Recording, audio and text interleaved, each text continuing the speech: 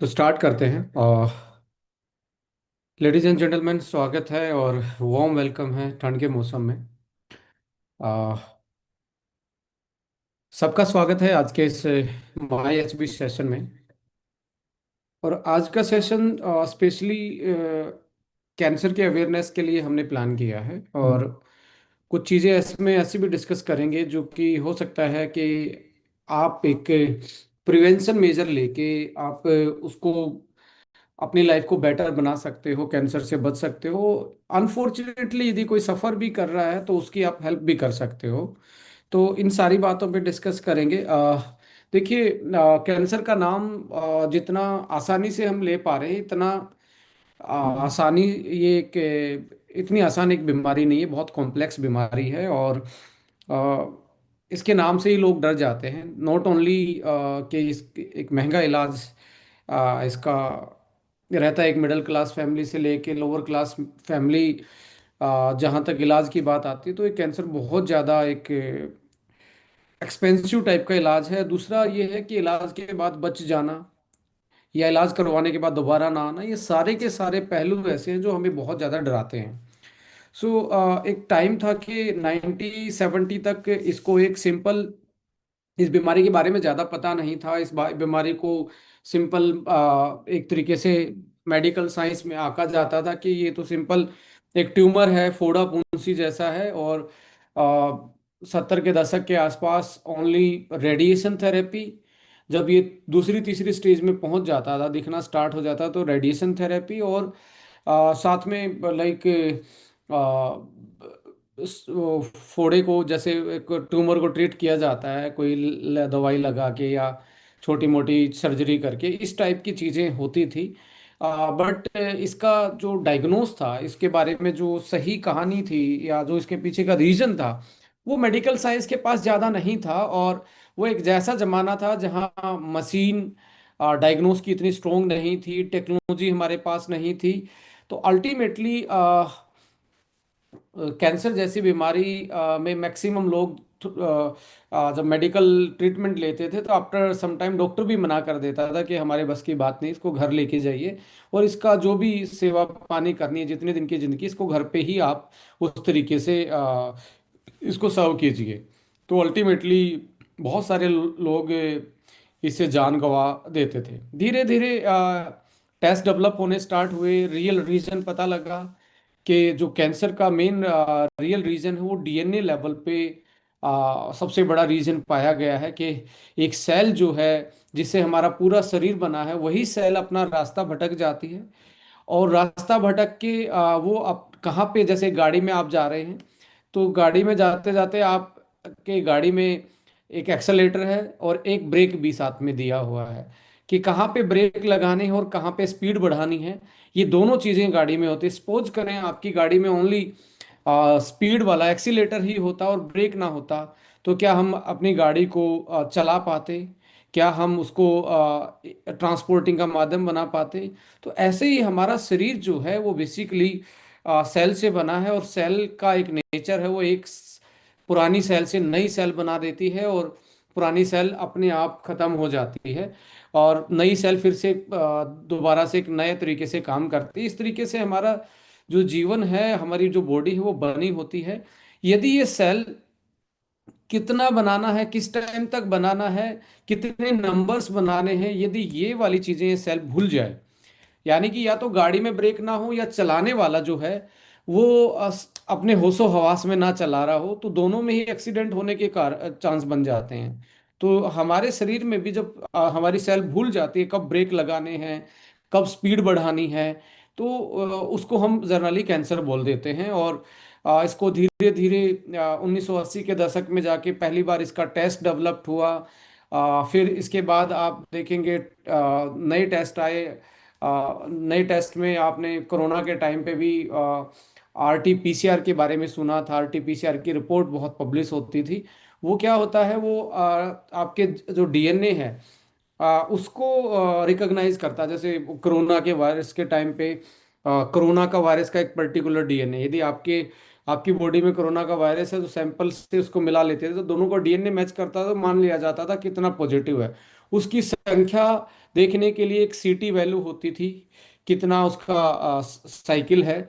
सो ऐसे ही जो आरटीपीसीआर होता है वो कैंसर जैसी सेल को भी पहचानने में हेल्प करता है। यानी कि जीन का म्यूटेंट होना, जीन अपने जो उसको कंट्रोल करता है सेल को, उसका उसमें फेरबदल आना, उसकी कोडिंग में चेंज आना, ये वहाँ से स्टार्ट हुआ। उसके बाद बहुत सारे ऐसे टेस्ट डेवलप हुए आज के टाइम पे। तो कौन सी कहाँ पे किस स्टेज में है, बॉडी के किस किस पेट स्कैन जैसी चीज़ें भी आप देखने को मिलती हैं। एक सिंपल ब्लड टेस्ट से भी पता लग जाता है। बहुत सारे ऐसे मार्कर ढूंढ लिए हैं जो कैंसर के में शरीर में हमें मिलते हैं। सो ऐसे करके आज के टाइम पे यदि मैं बात करूं, जो 50 से 60 साल में हमने कैंसर में जो भी जीत हासिल करी है, एक एंगल से तो जीत हासिल ये की है कि लगभग लगभग 30% पेशेंट जो हैं वो कैंसर का इलाज करवा के बच जाते हैं। अब ये जो बचने का फॉर्मूला जो है, जो डॉक्टर बताता है कि बचना किसको मानते हैं डेटा के अनुसार, यदि कोई इंसान कैंसर का इलाज करवा के 5 साल तक जिंदा रहता है तो उसको माना जाता है वो ट्रीटमेंट होके बच गया।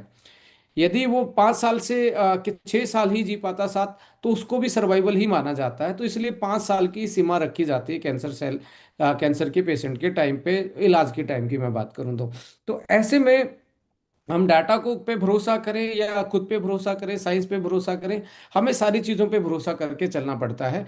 सो इसमें 30% लोग इलाज करवा के 5 साल प्लस की सर्वाइवल रेट में डाटो के अनुसार पाए जाते हैं, जो कि पहले बिल्कुल भी नहीं था। ऑलमोस्ट 5% के बराबर भी नहीं था कि कोई बच गया तो बच गया, नहीं तो मैक्सिमम लोग जल्दी ही डेथ की तरफ चले जाते थे। तो ये तो हमने हासिल किया। बट दूसरी साइड, नेगेटिव साइड आप देखेंगे तो नेगेटिव साइड ये है कि कैंसर के पेशेंट में कमी नहीं आई है। चाहे हमारी मशीनें या हमने टेक्नोलॉजी डेवलप कर ली हो, या हमने ड्रग्स डेवलप कर ली हो, इम्यूनोथेरेपी डेवलप कर ली हो, रेडिएशन थेरेपी, कीमोथेरेपी, जो भी थेरेपी हमने डेवलप की हो मेडिकल में, वो उससे हमारे पेशेंट में कोई कमी नहीं आई। पेशेंट तो बढ़ते जा रहे हैं। पिछले 5 साल में भी देखें तो इंडिया में लगभग लगभग 12% की बढ़ोतरी देखी गई है। 2020 से लेके 25 के आंकड़े बात करें तो लगभग 12.8% का इसमें इजाफा देखने को मिला है। और सबसे ज्यादा ब्रेस्ट कैंसर और लंग कैंसर सबसे ज्यादा डोमिनेटिंग है। यदि आप सभी टाइप के कैंसर को देखेंगे तो ब्रेस्ट कैंसर और लंग कैंसर इसमें सबसे ज्यादा डोमिनेटिंग पाए गए हैं। ब्रेस्ट कैंसर स्पेशली वुमेन के केस में आप देखेंगे 40 के आसपास जाके डिटेक्ट होना स्टार्ट होता है। और आज तो अर्ली स्टेज में भी है। इसके कई रीजन हैं। इसके रीजन ये भी हो सकते हैं कि जो उनका हार्मोन है एस्ट्रोजन वो रिस्पॉन्सिबल हो। उस टाइम पे वो हार्मोन जो है वो अनबैलेंस हो जाता है, जिसके कारण सेल जो है वो ट्रिगर हो जाती हैं, इम्यून सिस्टम ट्रिगर हो जाता है। लंग्स के केस में देखा गया है तो मेल में लंग्स केस में सबसे ज्यादा पाया गया है लंग कैंसर। इसमें मेन रीजन स्मोकिंग का भी है, क्योंकि as compare to the women in India, male जो हैं वो ज़्यादा स्मोकिंग करते हैं। तो ये तो जो दो डोमिनेटिंग कैंसर पाए गए हैं जो आज सबसे ज़्यादा। कैंसर तो बहुत टाइप के हैं, कोई ब्लड कैंसर है, कोई आपका ग्लैंड्स में कैंसर है, कोई सॉफ्ट टिश्यू का वो है कैंसर है, कोई प्रोस्टेट का कैंसर है, कोई ओवरीज का कैंसर है। बट इसमें सबसे बड़े दो ही लंग्स और ब्रेस्ट कैंसर ही पाए गए हैं। 9 में से 1 आदमी को लाइफ में कभी ना कभी कैंसर होता है। ये एज पर रिपोर्ट बोलते हैं 9 में से 1 आदमी डेवलप कैंसर हिज और हर लाइफ टाइम, किसी टाइम पे, according to the global cancer observatory जो सोसाइटी है। आज के टाइम पे लगभग लगभग 25 मिलियन इंसिडेंट है कैंसर के वर्ल्ड वाइड हर साल, 25 मिलियन के आसपास। और इंडिया में इंडिया अभी दूसरे तीसरे रैंक पे वो कर रहा है अकॉर्डिंग टू डाटा। अमेरिका और चाइना के साथ साथ हम कट टू कट खड़े हैं परसेंटेज में भी। तो अमेरिका, चाइना और इंडिया में ही ये तो टॉप थ्री कंट्री हैं जो सबसे ज़्यादा कैंसर के पेशेंट उनमें पाए जाते हैं। और चाइल्डहुड में भी आप देखेंगे, बच्चों में भी ये फैलता जा रहा है। और इंडिया में लगभग लगभग 2022 के डाटा मैं कोट कर रहा हूँ, तो 14,61,427 केस थे 22 में रिकॉर्ड किए गए। अभी तो ये बढ़े ही है, 12.5% की ग्रोथ से ये बढ़ ही रहा है इंडिया में। सो ये मैं जो रिपोर्टें बता रहा हूँ, ये उस ग्रे साइड हमें इंडिकेट करे कि हमारे पास चाहे कितनी भी मेडिकल फैसिलिटी क्यों ना हो गई हूँ, चाहे एआई के ज़माने में आप जी रहे हैं, आज आप बैठ के मुझे सुन पा रहे हैं, मैं आपके साथ बातें कर पा रहा हूँ टेक्नोलॉजी के माध्यम से। आप किसी अमेरिका बैठे हुए बहुत बेस्ट डॉक्टर के क्यों ना जानकार क्यों ना हो, इवन मैंने तो बहुत सारे ऐसे डॉक्टर देखे जो कैंसर का इलाज करते थे, उनकी मौत भी कैंसर से हुई है। सो ऐसे में हमें इस चीज़ को लेके बहुत सीरियस होना चाहिए। और ये एक पहले 100 साल पहले कोई बीमारी, ज़्यादा कोई इतनी बड़ी बीमारी थी ही नहीं, बहुत ही रेयर केसेस होते थे और धीरे धीरे ये बढ़ते चले गए। इनके बारे में डिस्कस करेंगे। मैं एक प्रेजेंटेशन आपके साथ शेयर करने वाला हूँ, 1 मिनट मुझे दीजिए।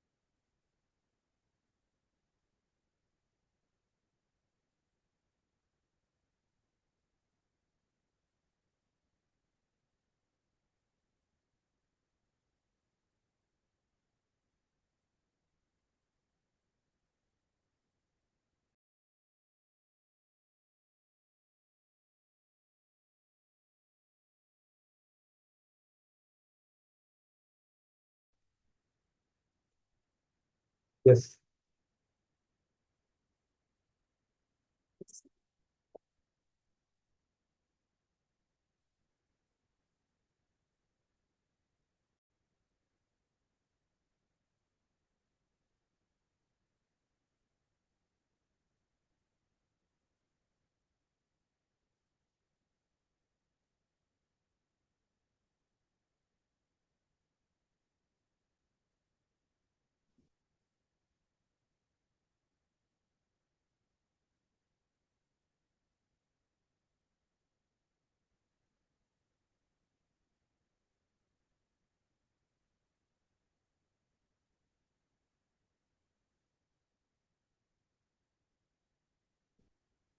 यस, बहुत सारे फैक्टर हैं जो कैंसर लेके आते हैं, बट मैं आपके साथ एक लेमन तरीके से जरूर जाऊंगा कैंसर के केस में। देखिए, सबसे इम्पोर्टेंट क्या है कि 1947 के बाद हमारी जो एज है वो 50 साल से बढ़ के इंडिया की 72 साल हो गई है। हमें लगता है जनरली कि हम पहले की जो जनरेशन थी ज़्यादा जी पा रही है, बट डाटा जो है वो बता रहे एवरेज जो लाइफ है वो इंडिया की आज़ादी से पहले थी 50 से नीचे, और अभी जो है करंट 72 साल है, तो 20 साल प्लस का इजाफा तो हमने कर लिया। ये लाइफ स्पेन में इजाफा है, क्या हेल्थ स्पेन में इजाफा हुआ है? ये आपसे मैं पूछना चाहता हूँ। मुझे लगता है सबका ये रहेगा कि नहीं, कि हम हेल्दी नहीं रहे। पहले की जनरेशन ज़्यादा हेल्दी थी, चाहे वो छोटा जीवन क्यों नहीं जीती हो, पर पहले की जो जनरेशन थी वो ज़्यादा जीती थी। तो यहाँ पे अल्टीमेटली आप देखेंगे कि हमने मेडिकल साइंस ने डेवलपमेंट से, ह्यूमन डेवलपमेंट से, मेडिसन से, सर्जरी से, वैक्सीन से हमने अपनी लाइफ को तो बढ़ा लिया है एवरेज को, पर हेल्थ को नहीं बढ़ा पाए हैं। सो अल्टीमेटली धीरे धीरे हम बहुत सारे ऐसे लाइफस्टाइल डिसऑर्डर की तरफ बढ़ रहे हैं जो हमारे ज़िंदगी में एक तरीके से प्रोमिनेंट होते जा रहे हैं। डेली कुछ ना कुछ नई बीमारियां हमारी ज़िंदगी में एड ऑन होती जा रही हैं। सबसे बड़ा इजाफा जो हुआ था, सबसे बड़ा इजाफा हुआ जब से आपका जो एग्रीकल्चर जो इंडस्ट्री है, एग्रीकल्चर जब इंडस्ट्री बनी, तो यहाँ पे पेट भरने के लिए बड़ी जनसंख्या का, तो जो आपके सीड थे, सीड को हाइब्रिड किया गया, और हाइब्रिड किया गया और उसमें केमिकल फर्टिलाइजर डाला गया उगाते टाइम, और खाना प्रोसेसिंग करते टाइम भी उसमें चेंजेस आया। तो हमने क्या किया, सबसे पहले अपने फूड हैबिट्स को, एक तो हमने क्या किया, जो उगाने का तरीका था ये और जो बीज थे उनमें चेंज किया, वो अल्टर हुए तो हमने उसको, उसके टाइम को चेंज किया। टाइम चेंज किया, खाने का टाइम चेंज हो गया, जो 6 से 7 बजे होता था अभी हमारा कोई टाइम नहीं है। इसके साथ साथ एक चीज हो, हमने फिजिकल जो वर्कआउट था, जो हमारे काम थे दिन के, फिजिकल वर्कआउट जो था वो हमारा मशीनों ने ले लिया। अब मशीन ने ले लिया तो हमारी फिजिकल एक्टिविटी कम हो गई। देखिए, मैंने एक किताब पढ़ी थी ब्लू स्पेयर के बारे में। 5 ऐसे रीजन देखे गए वर्ल्ड में, जापान को, इटली को, यूएस को मिला दिया जाए, इन सभी में 5 ऐसे रीजन पाए गए जहां लोग 100 साल से ऊपर जी रहे थे। तो उनकी लाइफ को देखा गया, तो वो कोई जिम विम नहीं जाते थे, वो कोई ऐसी पर्टिकुलरली ये नहीं थे कि योगा की क्लास लेके आ रहे हैं, या उन्होंने कोई ट्रेनर रख रखा है, या वहाँ पे बहुत बड़े अच्छे अच्छे डॉक्टर, मेडिकल फैसिलिटी रहती है, ऐसा कुछ नहीं था। तो उन स्टडी में पाया गया कि वो इंसान जो थे, वो अपनी डाइट, अपने टाइम और अपनी रोजमर्रा की जिंदगी के लिए डेली काम करते थे। चाहे वो 70 ईयर प्लस थे, उन्होंने काम करना नहीं छोड़ा, अपनी हैबिट्स में कुछ ना कुछ काम करना। और सोशल गैदरिंग, सोशल गैदरिंग का मतलब है समाज के साथ वो शाम को अपना दिन में काम करके शाम को इकट्ठे हो जाते थे, चाहे फैमिली के साथ, पड़ोसी के साथ, यार दोस्तों के साथ। तो जो हैप्पी इंडेक्स था, सोशलिज्म जो था वहां पे पाया गया। हर कम्युनिटी में एक कॉमन चीज पाएगी। आज सोशलिज्म से आइसोलेशन पे चले गए हम, फिजिकल से मशीन पे चले गए, और आज तो एआई का जमाना है। टाइम हमने चेंज कर दिया, फूड को उगाने का, उसको बनाने का तरीका, उसमें केमिकल हमने ऐड कर लिए। ऊपर से ये भी देखा गया, जो सनलाइट के एक्सपोजर में रहता है, पहले सनलाइट के एक्सपोजर में ज़्यादा थे, अभी सनलाइट के एक्सपोजर में कम है। पहले अर्थिंग जो थी, यानी कि धरती के टच में नंगे पैर ज़्यादा टाइम था, अभी तो ना के बराबर है सिटी लाइफ में तो, और लोग इसको हाइजीन प्रैक्टिस मानते हैं। सो दूसरा था अल्कोहल का कंजप्शन, एनवायरमेंट पोल्यूशन, स्मोकिंग। और दिल्ली में तो ये करने की भी जरूरत नहीं है आज के टाइम पे, आपको पता है एयर क्वालिटी इंडेक्स ऐसा हो गया है कि वो इंसानों के रहने की, इंसानों के पेड़ पौधों के रहने की भी जगह नहीं बची है वो। So alcohol, environment, smoking, pesticides, refined oil. अब ये जो लिख रहा हूँ, ये देखना कि आपकी जिंदगी में भी ये ऐड ऑन है क्या। यदि आपकी जिंदगी में ऐड ऑन है तो मैं आपको बताने वाला हूँ ये क्या कर सकते हैं। सेडेंट्री लाइफ, सेडेंट्री का मतलब है कि बैठा रहना। सीटिंग जॉब तो नहीं है आपकी। अब सीटिंग को ये माना, सीटिंग का दूसरा डेफिनेशन दिया गया है, sitting is as equal to smoking. Sitting भी स्मोकिंग करने के ही बराबर है, शरीर में नुकसान। तो ये पांचों जगह जहाँ 100 100 साल प्लस के लोग थे, बीमारी फ्री जी रहे थे, और वहां भी ये भी देखा गया, कोई हॉस्पिटल, कोई बड़े डॉक्टर नहीं थे उनके पास।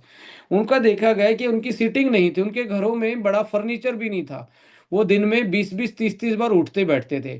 क्या आपको लगता है कि आप बिना चेयर के बैठे हैं और दिन में 20 बार 30 बार उठते बैठते हो?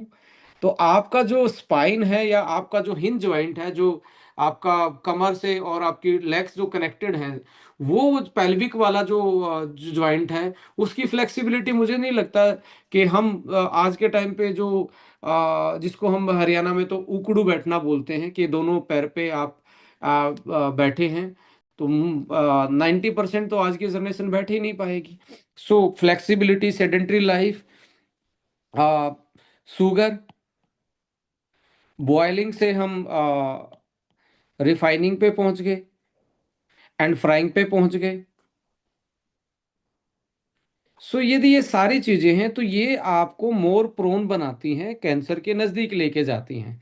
कैसे लेके जाती है मैं आपको बता रहा हूं कि हमारी जो बॉडी है, हमारी बॉडी मदर सेल, एक मदर सेल थी, एक फादर सेल थी। मदर का एग था, फादर का स्पर्म था। ये इन्होंने मिलके फर्टिलाइज किया।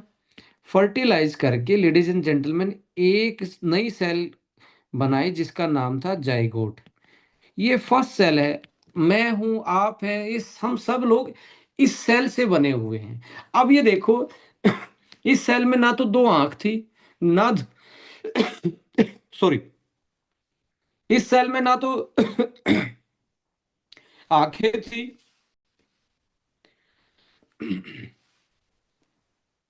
रियली सॉरी, ना तो दो आंख थी, ना दो पैर थे, ना दो किडनी थी, और ना मेरी मदर ने मुझे एक दी, ना मेरे फादर ने एक मुझे डोनेट दी। ऐसा ही आपके साथ हुआ होगा, ना उन्होंने दी। तो इसमें ऐसी कुछ इस सेल में ही अंदर कुछ ऐसी चीजें थी जो पूरी बॉडी इसी से बनी है, कि इसी के पास इंफॉर्मेशन थी कितनी हाइट निकलेगी, कैसा रंग होगा, कितने आ, इसका बॉडी स्ट्रक्चर कैसा होगा, आईज कैसी होंगी, नाक कैसा होगा, चेहरा कैसा होगा। तो सारी चीजें इसी में थी, इसी से ही किडनी बन गई, इसी से। तो ये डिवाइड हो के इसने ऑर्गन बना दिया, ऑर्गन से पूरी बॉडी बन गई। 70 के दशक से पहले ये बोला जाता था बॉडी एक सिस्टम है, जैसे इंजन होता है, इसमें पार्ट लगे हुए हैं। पार्ट नहीं लगे हुए हैं लेडीज एंड जेंटलमैन, देखना पड़ेगा। हम एक सेल से बने हैं जो कि माइक्रोग्राम में थी। क्या किस में थी? माइक्रोग्राम। माइक्रोग्राम से 100 केजी का कोई बन गया, कोई 75 केजी का बन गया। इसी सेल में ही लिखा हुआ था कि मेल जाएगा या फीमेल बनेगा, इसी सेल में ही था, एक ही सेल में। पर ये सेल के पास कुछ भी ऑर्गन नहीं थे। तो यहाँ पे मैं ये बताने की कोशिश कर रहा हूं, ये जो जाइगोट था ये किससे कनेक्ट हुआ? मदर के प्लेसेंटा से कनेक्ट हुआ। और मदर ने जो भी खाया, जो भी फूड हैबिट थी, साथ में जैसा वो डेली का उनका रूटीन था, वो फूड हैबिट एंड रूटीन और एनवायरनमेंट, जैसे एनवायरनमेंट में रहते थे। और इसमें जो इंफॉर्मेशन आई थी क्रोमोसोम्स के थ्रू, क्रोमोसोम में डीएनए होता है, डीएनए दादा परदादा पीछे की पीढ़ी की भी इंफॉर्मेशन, उन्होंने क्या खाया था, कैसे रहते थे। तो अब जो डीएनए है, डीएनए में क्या होता है? जीन होता है। लेडीज एंड जेंटलमैन, ये जीन जो है यही कंट्रोल करता है सारी चीज़ों को, कैसा रंग होगा, कैसी बॉडी होगी, सारी चीज़ें जीन से। अब ये जीन किससे कंट्रोल होते हैं? इनसे कंट्रोल होते हैं, एनवायरनमेंट, डेली का रूटीन, फूड, इसी को हम न्यूट्रीजिनोमिक्स बोलते हैं। सो कैंसर के केस में कई बार आपसे ये पूछा जाता है पेशेंट से, कई बार क्या, मैक्सिमम, कि आपके किसी पहली पीढ़ी वाले को तो नहीं थी। अब पहले पीढ़ी वाले का मतलब क्या है? इसका मतलब ये है, ऐसे जीन होते हैं डीएनए में जिनको बोलते हैं ओंकोजीन। ओंको का मतलब कैंसर होता है, कैंसर वाले जीन। ये होते सब में हैं, पर एक्टिवेट, जैसे आपके घर में स्विच लगा है, आपकी मर्जी है उसको ऑन करें या ऑफ करें। सो हमारा, यदि आप देखेंगे, यदि पहले से ही वो ऑन होके आया पिछली पीढ़ी से ही, हो सकता है वो पहले से ही ट्रिगर है, तो बचपन से ही बच्चों में भी कैंसर देखा जाता है।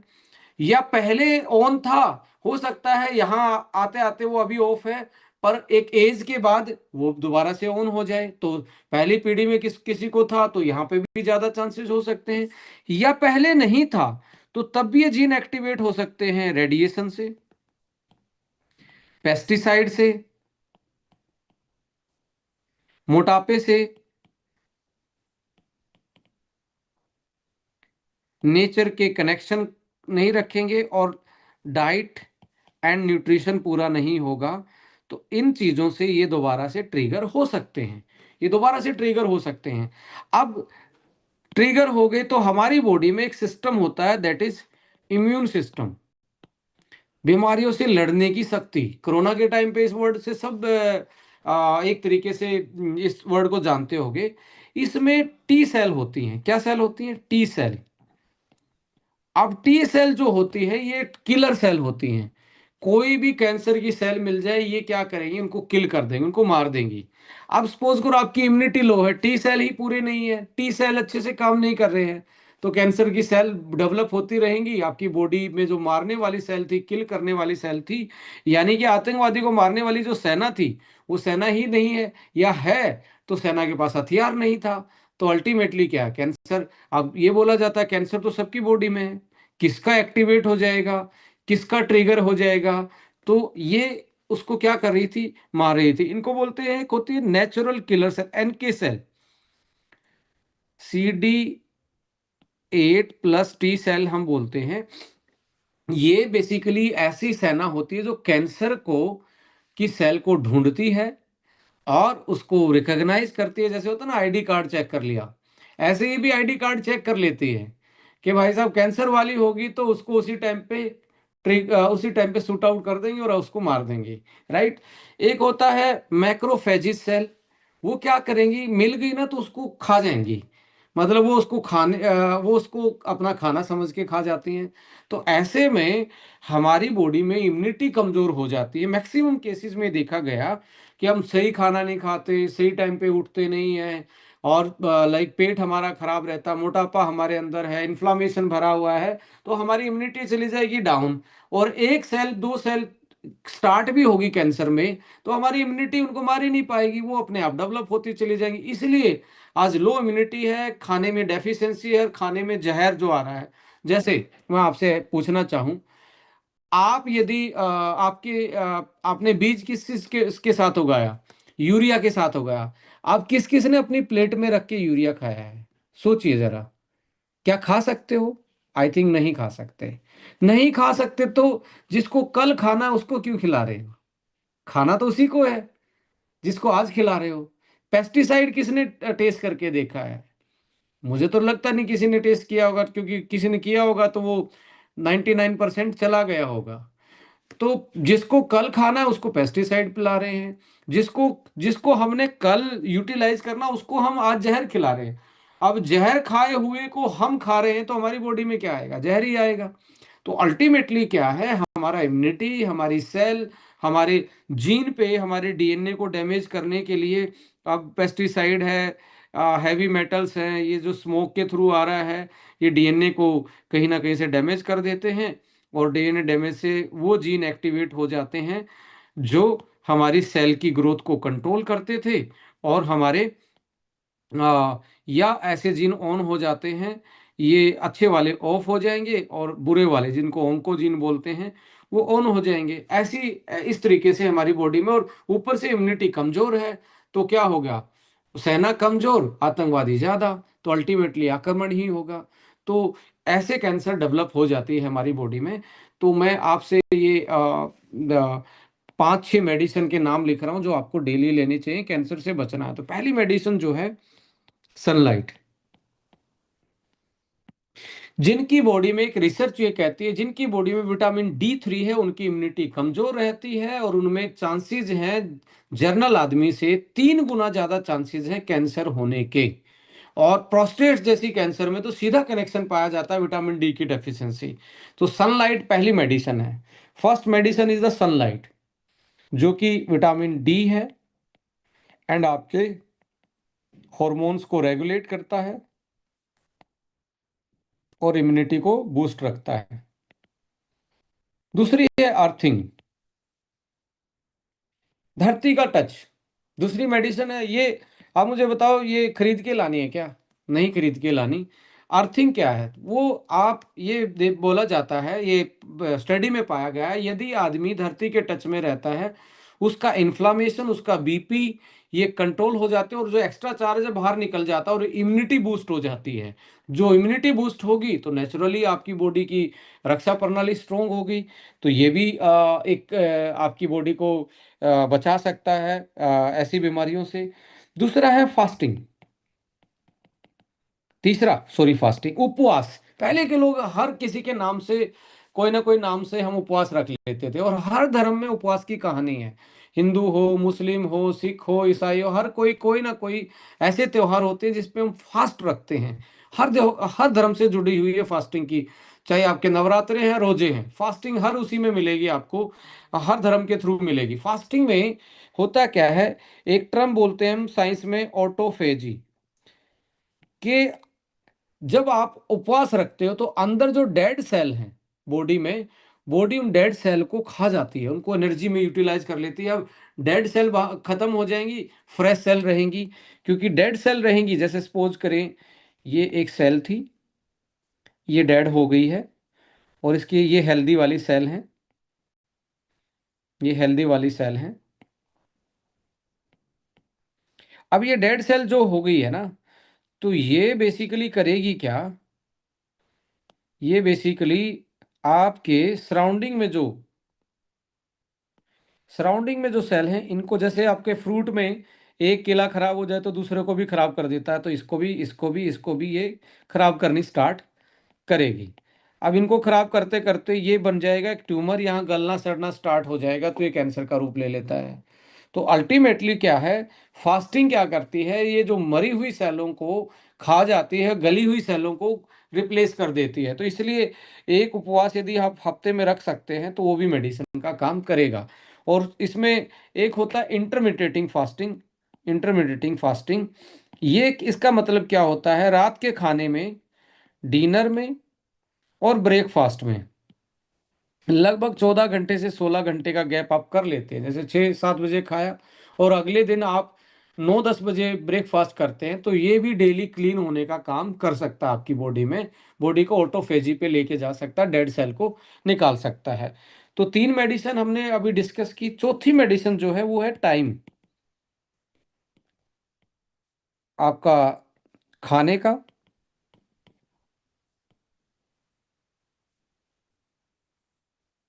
और सोने का, खाने का और ईटिंग और स्लीपिंग।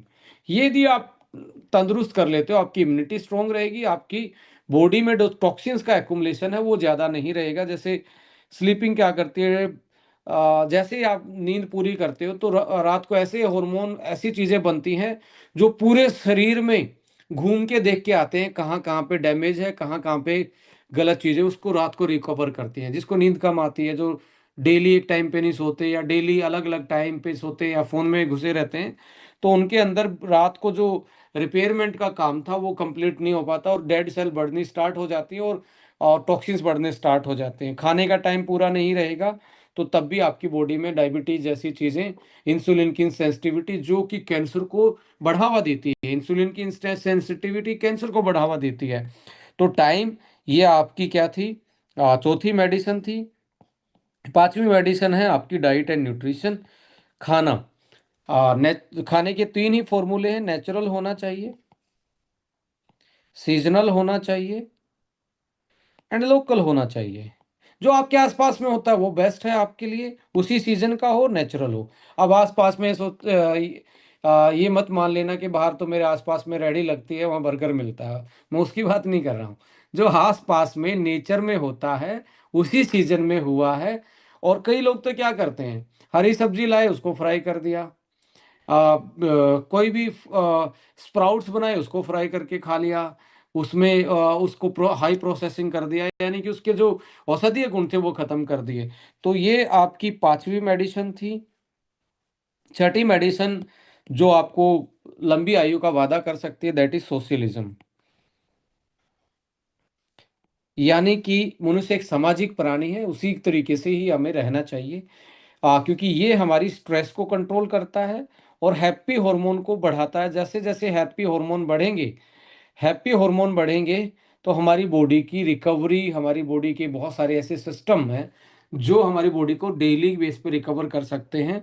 वो हमें बहुत सारे, हमारी इम्यूनिटी को बूस्ट करेंगे और हमारी बीमारियों से रिकवरी और डेली की डेली बॉडी को क्लीन करने का भी काम करते हैं। स्ट्रेस जिसको बोला जाता है चिंता चिता के समान है। कोर्टिसोल लेवल हमारी बॉडी में इन्फ्लामेशन क्रिएट करेगा, सूजन बढ़ेगी, वहाँ ऑक्सीजन और न्यूट्रिएंट्स की सप्लाई कम होगी, धीरे धीरे वो ऑर्गन डैमेज होना स्टार्ट होगा और वहाँ से हो सकता है कैंसर डेवलपमेंट होना स्टार्ट हो।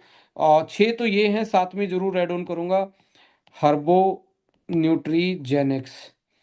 ये भी आपका जो डाइट से खोया हुआ औषधीय गुण है उसको पूरा करता है, जो आपके खोई हुई चीज़ें हैं उसको पूरा करते हैं, जिसमें A9 ओंको एक स्पेशल प्रोडक्ट है कैंसर प्रिवेंशन, और किसी को हो भी गया है तो कैसे यूटिलाइज करना उसके बारे में भी मैं डिस्कस करूंगा। तो ये 6+1 का फॉर्मूला आप अपना सकते हैं। इम्यूनिटी को बूस्ट कीजिए, टाइम से उठिए, टाइम से खाना खाइए। कई बार लोग मेरे से पूछते हैं कि बाहर मुझे अच्छा नहीं मिलता, मैं तो ट्रैवल में रहता हूँ, क्या खाना चाहिए? कभी कभी मुझे तो कुछ अच्छा ऑप्शन मिलता ही नहीं है, तो मैं तो कुछ भी खा लेता हूँ, खाना तो पड़ेगा। नहीं, ऐसा नहीं है। उस दिन ये मान लीजिए वो आपका उपवास है। ना खाना ही सबसे अच्छा ऑप्शन है गलत खाने से। आ, एक दिन ना खाए बिना आप मर नहीं जाएंगे। पानी पिए दबा के, थोड़ी सी भूख लगे पानी पी लीजिए।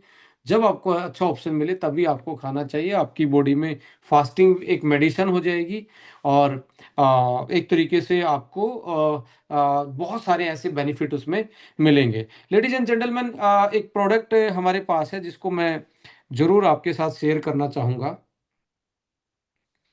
जो हमने बात की, एजिंग के अनुसार भी इम्यूनिटी कमजोर हो जाती है, डीएनए डैमेज हो जाता है, जीन का एक्सप्रेशन चेंज हो जाता है, जो कैंसर के रिस्क को बढ़ाता है। टबैको अल्कोहल का कंजप्शन रिस्क को बढ़ाता है। प्रोसेस फूड, लो फाइबर, पेट को खराब रखेंगे, इम्यूनिटी डाउन हो जाएगी। फिजिकल एक्टिविटी नहीं करेंगे, उसमें भी एनवायरमेंट फैक्टर, और जितने भी आपके टॉक्सिन्स आ रहे हैं, चाहे पेस्टिसाइड था, कुछ भी चीज़ें थी, एनवायरमेंट पोल्यूशन से आ रहा था, जेनेटिक्स, आपके पहले से ही तो जीन एक्टिवेट नहीं हो गए, फैमिली हिस्ट्री, बहुत सारे ऐसे इन्फेक्शन है, हेपेटाइटिस का है, एचआईवी का है, एचपीवी का है, जो हमारे डिफेंस सिस्टम को, हमारी इम्यूनिटी को कमज़ोर बना देते हैं, और हमारी कैंसर मोर बॉडी को मोर कैंसर प्रोन बना देते हैं। यूवी रेडिएशन है, क्रोनिक इन्फ्लामेशन और इन्फेक्शन है, कार्सिनोजन, ऐसे सबस्टांस जो कैंसर को इंड्यूस कर सकते हैं उनको कार्सिनोजन बोलते हैं। स्ट्रेस है, ये चीज़ें हैं जो आपको कैंसर के मोर प्रोन बना देती हैं बॉडी को। और लेडीज एंड जेंटलमैन, यहाँ पे डाइट 30 से 35% काम करती है। इसमें 30 से 32% दूसरा रीजन पाया गया है टबैको का, 3 से 4% एल्कोहल, और वायरस से 10%, एनवायरमेंट पोल्यूशन से 2%, फैमिली हिस्ट्री 2%, फूड एडिक्ट 1%। ये एक तरीके से बांटा गया है कि लाइक कि कैंसर कैसे कैसे कौन से फैक्टर ज़्यादा वो है। सबसे ज़्यादा तो आप देखेंगे AQI इंडेक्स, स्मोकिंग, टोबैको का यूज़ करना, और सेडेंट्री लाइफ, और हाई कैलोरी फूड खाना, लो न्यूट्रिशन फूड खाना, ये सबसे बड़े रिस्क होते हैं। जैसे कि स्टेज बोली जाती है कैंसर की, अर्ली स्टेज हो जाती है पहली स्टेज, जिसमें ना ट्यूमर का जो छोटा सा मास कहीं बॉडी में बन जाता है, पर वो कहीं दूसरे पार्ट में, अदर टिश्यू में फैला नहीं होता। उसको हम अर्ली स्टेज बोलते हैं, पहली स्टेज बोलते हैं। और ये सेकंड स्टेज में बढ़ जाता है, जिसको हम लोकलाइज, उसी एरिया को इन्फेक्ट कर देता है, जिसको लोकलाइज कैंसर बोल देते हैं। कैंसर है started affected near by tissue, वो दूसरे नज़दीक पड़ोसी को दुखी करना स्टार्ट कर देगा, पड़ोस वाले टिश्यूज को। यहाँ पे था तो ये यहाँ पे जो टिश्यू था इसको भी इन्फेक्ट करना स्टार्ट, यानी कि लोकल डेवलपमेंट होना स्टार्ट हो गया। यहाँ पे नहीं रोका गया तो ये लिम्फ नोड पे जाएगा, स्प्रेड होगा, कैंसर अफेक्ट मोर देन, ये दूसरे टिश्यूज की तरफ बढ़ेगा। सो एक से दूसरी, ये तीसरी स्टेज बोली जाती है, और इसकी भी ग्रोथ साइज बढ़ना स्टार्ट हो जाती है, फैलना भी स्टार्ट हो जाता है, और इसकी भी ग्रोथ बड़ा होना स्टार्ट हो जाती है। सो चौथी स्टेज में हो जाता है ये, यहाँ से बढ़ के जहाँ पे ये फैला था यहाँ पे भी इसने एक सेल ट्यूमर बना लिया, इसने यहाँ पे भी डैमेज कर दिया, मल्टीपल ऑर्गन्स पे जाके डैमेज होना स्टार्ट हुआ। इसको बोलते हैं एडवांस स्टेज, और डिस्टेंस स्प्रेडेबिलिटी चौथी स्टेज जनरली बोलते हैं, और मेटास्टैटिक इसको हम मेडिकल की भाषा में बोलते हैं। सो ये 4 स्टेजेस में होता है। ये वाली पता नहीं लगती, ये वाली भी ज़्यादा पता नहीं लगती, यहाँ पे जाके यहाँ से सिग्नल देना स्टार्ट हो जाती है बॉडी, यहाँ सिम्टम्स आना स्टार्ट हो जाते हैं, यहाँ तो वर्नेबिलिटी है। सो इसको मैं लास्ट में कंक्लूजन उसमें डिस्कस करूंगा कि किस स्टेज में कैसे कैसे आपको क्या करना चाहिए। लेडीज एंड जेंटलमैन, ये चीज़ें हर हर किसी के घर में यूज़ होती रही, ये आज के टाइम पे मान के चलिए ये कैंसर का ही फूड है, ये कैंसर को बढ़ावा देने वाला फूड है। यदि आप भी यूज़ करते हैं तो मैं आपसे रिक्वेस्ट करूंगा कि आप वोल ग्रेन मल्टीग्रेन की तरफ बढ़ें। और मैदे मैदे को भी क्या करते हैं, मैक्सिमम फ्राई करके खाते हैं, और भी ज़्यादा आपको क्योंकि फ्राइंग ऑयल से और ज़्यादा केमिकल बढ़ गया है, फ्राइंग ऑयल से हार्ट की भी प्रॉब्लम बढ़ गई है, इन्फ्लामेशन बॉडी में बढ़ेगा। तो शुगर को भी कट डाउन कीजिए, मैदों को भी कट डाउन कीजिए, और वाइट साल्ट को भी कट डाउन कीजिए।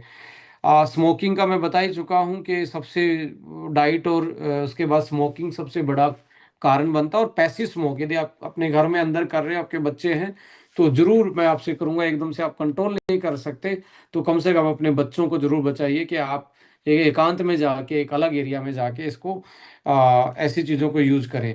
सेलुलर डीएनए डैमेज होना, टीलोमर शॉर्टनिंग का मतलब होता है ये आपका क्रोमोसोम्स था, इसके जो कैप वाला पोर्शन होता है ये उम्र के साथ घट जाता है, और यही एक सेल से दूसरी सेल बना, नई सेल बनाता है। तो ये कम हो जाएगा तो तब भी डेड सेल होनी स्टार्ट हो जाएंगी, और वहां से भी कैंसर डेवलप हो जाता है। एपिजेनेटिक्स चेंज का मतलब है आपके जीन में, आपके डाइट से, या कोई बाहर से कोई केमिकल आया है उसने कोई ट्रिगर कर दिया, उससे भी ये बीमारी फैल सकती है। सेलुलर सेनेसेंस, मरी हुई जो सेल है, जोम्बी सेल बोलते हैं, जो दूसरी सेलों को, हेल्दी सेलों को खराब करके कैंसर बना देती हैं, तो वो भी एक रीजन पाया जाता है सेल लेवल पे। सो मैक्सिमम टाइम पे आपको अवॉइड करना चाहिए white sugar, soda drink, smoking, और आपको करना चाहिए इंटरमिटेटिंग फास्टिंग, अच्छी स्लीप आपको लेनी चाहिए, एक्सरसाइज करनी चाहिए, और अच्छे से पानी पी के कलर फ्रूट्स वेजिटेबल ज़्यादा सीजनल ज़्यादा खाने चाहिए आपको। सो यहाँ पे बहुत सारे ऐसे फूड हैं जो हमारे यूज़ होते हैं जनरली। वेजिटेबल हैं, गार्लिक है, टमाटो है, हल्दी है, नट्स हैं, बेरीज हैं, सो जो एंटी कैंसर में रोल प्ले करती है। यहाँ पे मैं 4 प्रोडक्टों के बारे में जरूर डिस्कस करूंगा, यदि किसी को है तो कॉम्बिनेशन में कैसे यूटिलाइज कर सकते हैं, और यदि आप बचना चाहते हैं तो कैसे यूटिलाइज कर सकते हैं। तो अभी थोड़ा सा मैं इस प्रोडक्ट के बारे में आपके साथ डिस्कस करूंगा, और इसकी बहुत सारी टेस्टिमनी आप बहुत सारे लोग मेरे पास भेजते हैं, वो भी मैं आपके साथ डिस्कस करूंगा। देखिए इसमें लिखा हुआ है triple G complex and double A O natural complex जो है, ये इसमें खास इसको बनाते हैं। A9 ओंको जो है बेसिकली इसमें A9 ओंको यानी कि एस्टोनिया 9 ऐसी नेचुरल हर्ब्स जो एंटी कैंसरस प्रॉपर्टी रखती हैं वो इसमें डाली गई है। उनके मैं उनको वन बाय वन ऐसे इस तरीके से बताऊंगा, हो सकता है आपने अभी तक नहीं सुना हो कैसे काम करती हैं। सबसे इंपॉर्टेंट ये है बॉडी में काम कैसे करती हैं। देखिए, एप्टोप्सिस वर्सेस कैंसर।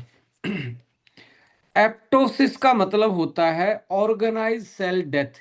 सेल पे लिखा था यहां तक वो पहुंचेगी, वहां से आके मर जाएगी। यदि वो मरे ना, वहां पे जाके प्राण ना त्यागे, और वो दूसरी डायरेक्शन में चली जाए, कंटिन्यू सेल डिवाइड होती जाए, और वो कंट्रोल में ना रहे, तो उसको बोल देते हैं कैंसर। और एप्टोसिस, यदि वो ऑर्गेनाइज सेल, जब उसका डीएनए डैमेज हो चुका है, तो वो अपने आप को टर्मिनेट कर दे, वो अपने आप को एक ऑर्गेनाइज्ड वेफुल उस पे लेके जाए, डेथ पे लेके जाए, तो अल्टीमेटली आप मान के चलें कि भी एप्टोसिस जो है वो एक प्रोसेस है बॉडी का, जो सेल को मरने का और उसको कितना जीना है उसको उसको कंट्रोल करता है, यानी कि एक्सेलेरेटर और ब्रेक का काम ये करता है। यदि ये ना हो तो सेल कैंसर में हो सकती है। तो एप्टोसिस को कंट्रोल करने का काम जो करता है यहाँ पे, इसका जो फॉर्मुलेशन है इसमें ganoderma, lycopene, BECIL and mangosteen, ये 4 चीजें ऐसी हैं इस फॉर्मूला में जो सेल की प्रोग्राम डेथ को अलाइन करती हैं। प्रोग्राम डेथ अलाइन का मतलब एक ही है कि ये आपकी सेल को कैंसर सेल में डेवलप होने से रोकती हैं।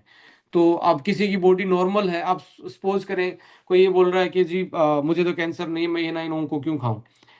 भाई साहब, यदि आपकी इम्यूनिटी कमजोर है, आप बाहर रहते हैं, एक्सरसाइज नहीं कर पाते, तो आपको अपने आप को ऐसा डिफेंस सिस्टम तो देना पड़ेगा ना, कि जो आपके कैंसर सेल को डेवलप होने से रोके। सो ये चार चीजें ऐसी हैं जो वेलनेस के पर्पज से भी आप यूटिलाइज कर सकते हो। यदि आप 35-40 हो गए हैं, आपकी बॉडी में एजिंग का इफेक्ट आ रहा है, आपकी में डेफिशिएंसी है, या ऐसी हिस्ट्री है जो पहले की जनरेशन में मदर फादर में या दादा परदादा में किसी के पास थी, हो सकता है आपकी बॉडी में भी वो वाली चीजें हैं जो कल को डेवलप ना हो जाए। सो ये एप्टोसिस को इंड्यूस करती है चारों हब्स मिलके, ऐसे करके कैंसर से बचाती है, एंटी कैंसर का रोल प्ले करती हैं। एंटी एंजियोजेनेसिस, इसका मतलब क्या है कि ये जो ट्यूमर था ना, जो ये ट्यूमर बना है, ये ट्यूमर अपनी सप्लाई भी तय कर लेता है, ये एक खून की नली बना देता है। जैसे एंजियोजेनेसिस, एंजियो का मतलब क्या होता है, जैसे एंजियोग्राफी होता है ना, हार्ट की जो ब्लॉकेज थी उसको खोलने के लिए, यानी कि ऐसी ब्लड की कैपिलरी, इसको एंजियो को बोलते हैं ब्लड कैपिलरी, ब्लड की पाइप जो पतली वाली, ये ट्यूमर को ऑक्सीजन और न्यूट्रिएंट्स देती है जिससे ट्यूमर ग्रो करता रहता है, राइट। एंटी का मतलब इसको काट देती हैं। कौन सी ऐसी चीजें, ग्रेपसीड, करक्यूमिन एंड जिंजर का कॉम्बिनेशन जो होता है, ये ट्यूमर की सप्लाई को काट देते हैं। अब सप्लाई ही नहीं बचेगी तो क्या होगा, ये बड़े वाला जो ट्यूमर था ये सिकुड़ के छोटा रह जाएगा, ये धीरे धीरे खत्म हो जाएगा। इसको बोलते हैं एंटी एंजियोजेनेसिस। सो ग्रेपसीड, करक्यूमिन और जिंजर, जो कैंसर है भी बॉडी में, उसकी जो ब्लड सप्लाई है उसकी उसकी उसको कट कर देते हैं, और जिससे ट्यूमर सिकुड़ना स्टार्ट हो जाता है, कमजोर पड़ना स्टार्ट हो जाता है। सो इसका ये भी इफेक्ट है इन तीन चीजों के कॉम्बिनेशन का। इसके साथ है इम्यूनोमोडुलेटर वर्सेस कैंसर। मैंने बताया था कि आपकी बॉडी में यदि इम्यूनिटी स्ट्रोंग है तो कैंसर सेलों को किल कर सकती हैं, डेली बेस पे उनको हटा सकते हैं बॉडी से। टी सेल, जो CD8+ टी सेल जो है, किलर सेल बोला जाता है, ये नेचुरल किलर सेल है। एनके सेल जो होती हैं, ये भी इम्यूनिटी के में ही आती हैं, रिकॉग्नाइज करती हैं, ढूंढती हैं उनको और उनको मार देती हैं। मैक्रोफेजिस क्या है, उनको ढूंढ के खा जाती हैं और डाइजेस्ट कर जाती हैं। ऐसे करके नेचुरल जो इम्यूनिटी है हमारी, कैंसर से हमारी रक्षा करती है, हमारे कैंसर को हमें बचाती है। सो इसके लिए आपका जैसे मैंगोस्टीन है, हल्दी है, ब्लैक पेपर का एक्सट्रैक्ट है, ग्रेप सीड है, तुलसी है, ये सारी चीजें क्या है, इम्यूनिटी को स्ट्रोंग कर रही है, हमारी इम्यूनिटी को मॉड्यूलेट कर रही हैं। सो इस तरीके से ये कैंसर को प्रिवेंट करने का काम करती हैं।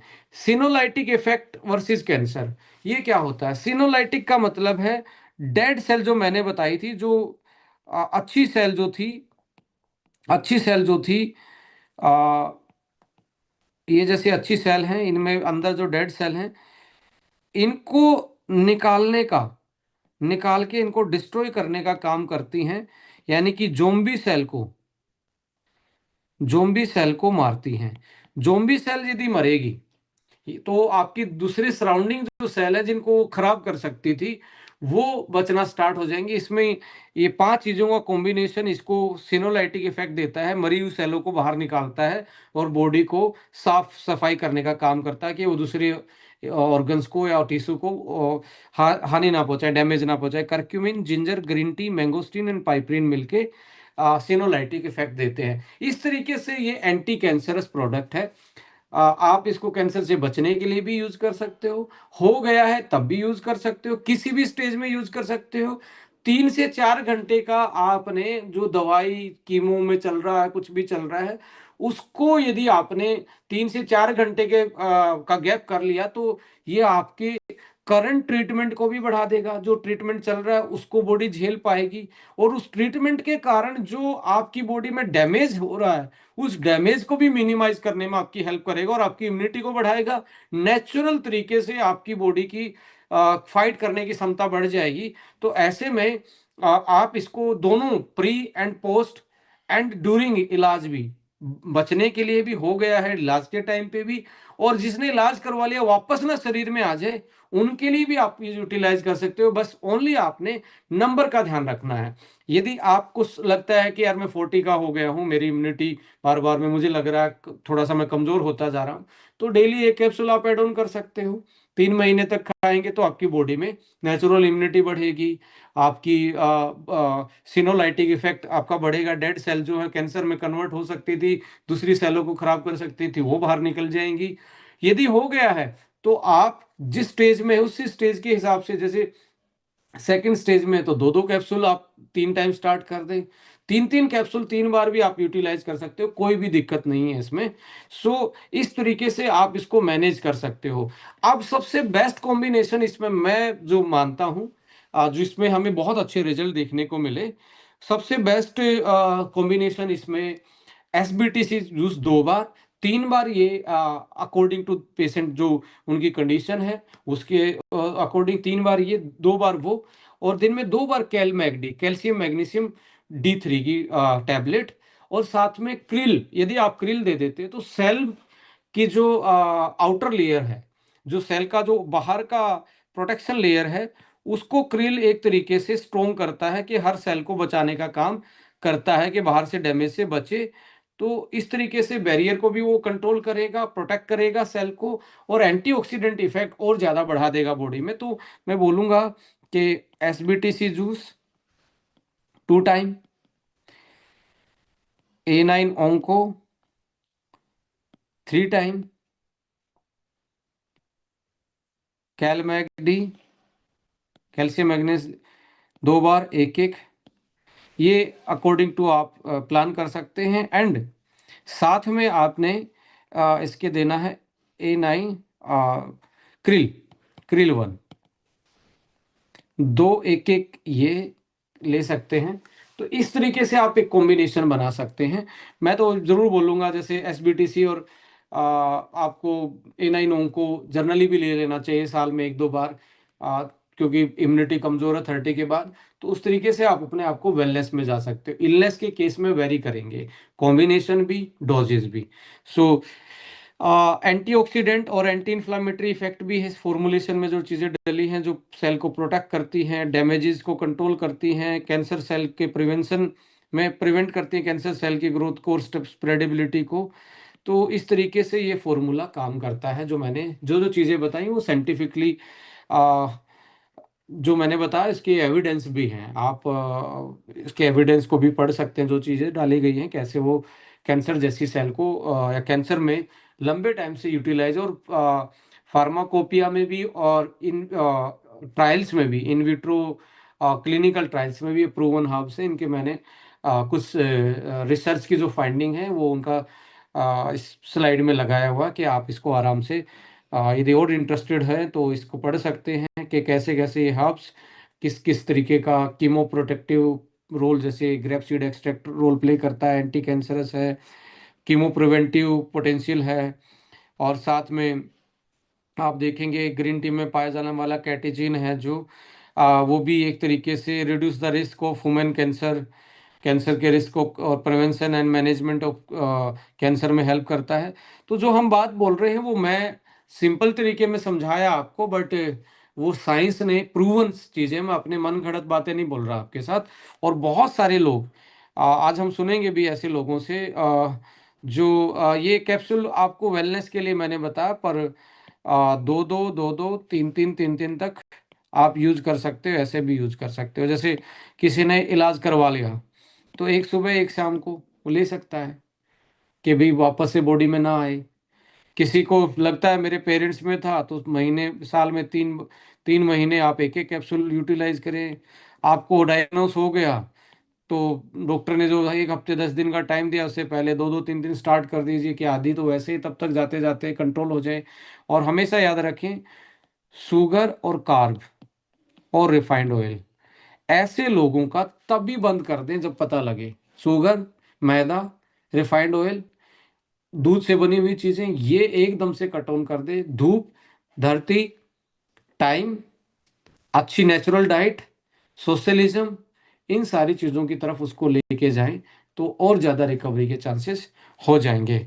सो लेडीज एंड जेंटलमैन, यहाँ से मैं यही आना चाहूँगा वापस से। बहुत सारे लोग जो इसको यूज़ कर रहे हैं उनकी तरफ जाना चाहूँगा। कोई अपनी टेस्टिमनी शेयर करना चाहेगा तो डेफिनेटली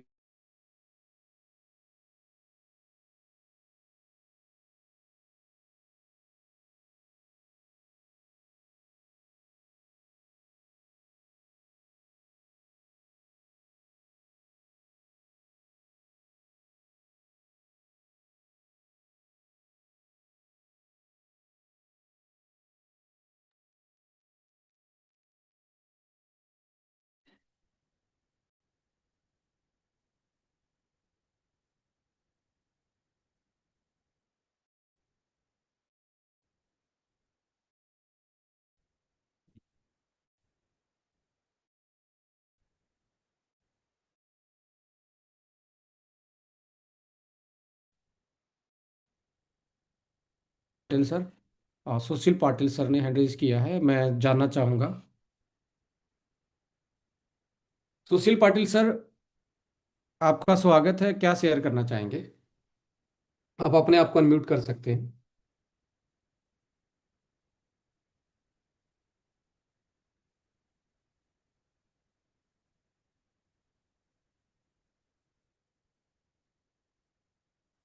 पाटिल सर, यदि आपको मेरी आवाज़ आ रही है तो आप अपने शेयर कर सकते हैं, जो भी बात शेयर करना चाहते हैं, आपने हैंड रेज किया हुआ है।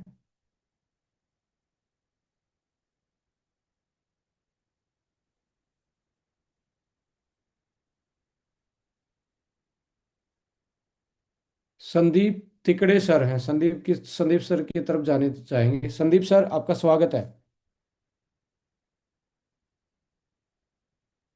नमस्कार सर। मैं समाज नगर से बोल रहा हूँ। मेरी आवाज आ रही है सर? जी सर, जी सर।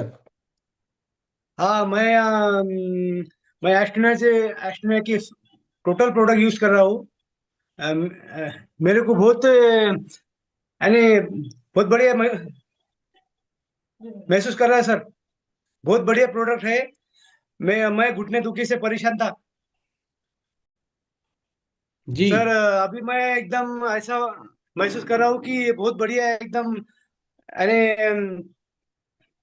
सर, मेरी घुटने दुखी एकदम एकदम ओके हो गई सर। और मेरा वेट भी 10 केजी माइनस हो गया है। वाह सर, आपने जॉइंट्स के प्रोडक्ट के बारे में आप बता रहे हैं। देखिए, बहुत सारी चीज़ें हैं हमारे पास, लगभग 70+ प्रोडक्ट हैं और सबके अपने अपने टेस्टिमोनियल रिजल्ट आ रहे हैं। बट मैं आज ये जानना चाहूँगा, A9 ओंको का यदि आपके पास कोई रिजल्ट है तो ज़रूर हमें हमारे साथ शेयर करें, कोई टेस्टिमनी है तो। आप म्यूट हो गए हैं सर। मुझे चैट बॉक्स में लिख के भेज सकते हैं, कोई अपनी कहानी बताना चाहता है तो चैट बॉक्स में लिखेंगे, तो मैंने ऑन कर दिया है। अरविंद सर की तरफ जाना चाहूँगा। अरविंद सर अपना Arvind sir. Sandeep sir, thank you so much, thank you so much. Sir good evening sir. Sir 19 जनवरी 2025 को एक थायराइड कैंसर का पेशेंट आया था मेरे सामने। 30 साल की लेडी थी और अभी लगभग लगभग 80% क्योर हो चुकी है। और हमने उनको दिया है SBTC 50 ml 2 टाइम्स एवरीडे 1। और आपका दिया A9 उनको 3 3 टैबलेट 3 बार दी। साथ में आपका कैलमेक डी भी दिया और वुमेन 1 भी दिया। तो इसका मार्वलस रिजल्ट है सर। अभी बल्कि वो हमारे प्रोग्राम पर है। परंतु होप सो क्या बोलते हैं 1 2 महीने बाद सब कुछ क्लियर हो जाएगा। नहीं तो वो सर्जरी के लिए जा रहे थे, सर्जरी से रिवर्ट आई है। ओके तो ओके। ये अब हमारे हमारे प्रोडक्ट का साथ अभी मार्वलस भी, रिजल्ट है। हमारे साथ हैं अभी भी। हाँ, वो नहीं, इस समय लाइन पर नहीं, नेक्स्ट टाइम मैं रखूंगा उनको, लाइन पर रखूंगा। Okay okay okay okay okay. Right है, राइट है। Thank you sir, thank you, thank you welcome Arvind sir, sir. Thank you sir. Thank you.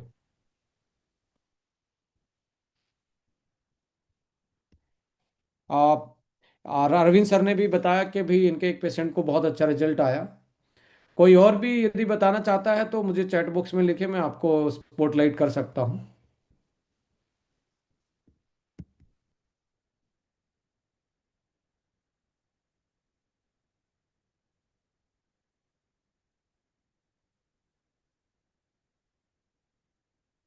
मैं देख रहा हूँ किस किस का आ रहा है। मैं ज़रूर आपके पास पहुँच रहा हूँ, मुझे 1 मिनट का टाइम दीजिए।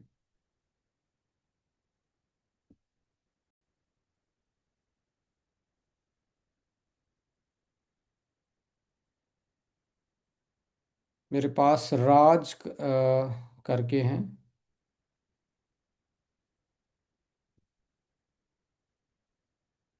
राज की तरफ जाना चाहूँगा।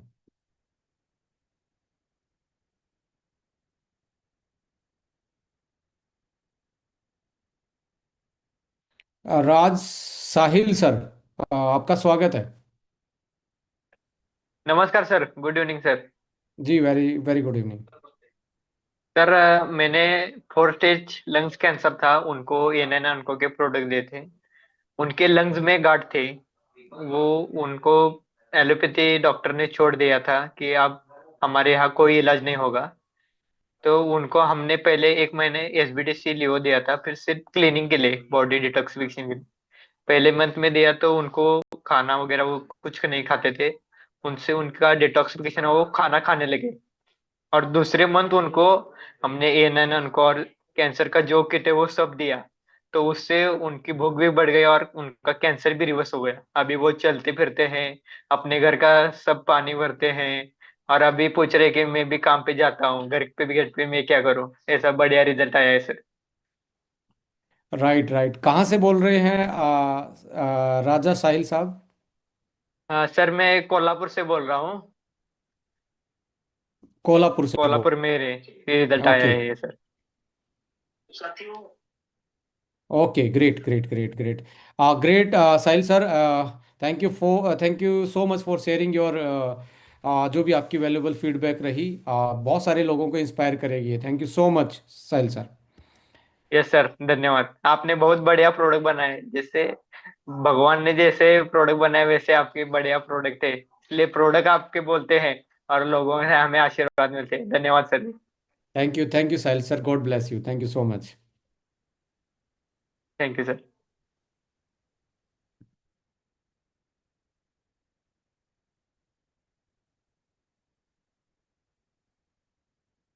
सो मैं चैट बॉक्स का पिटारा खोल रहा हूँ, मुझे कोई और भी यदि मिलेगा।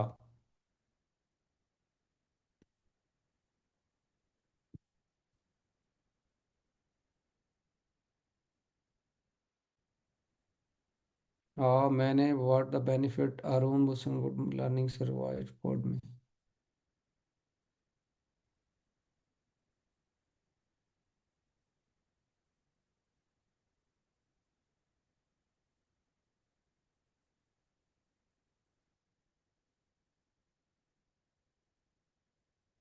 हैतल मैम की तरफ जाना चाहूँगा, उन्होंने भी मेरे को मैसेज लिखा है। हैतल मैम की तरफ जाना चाहेंगे हम।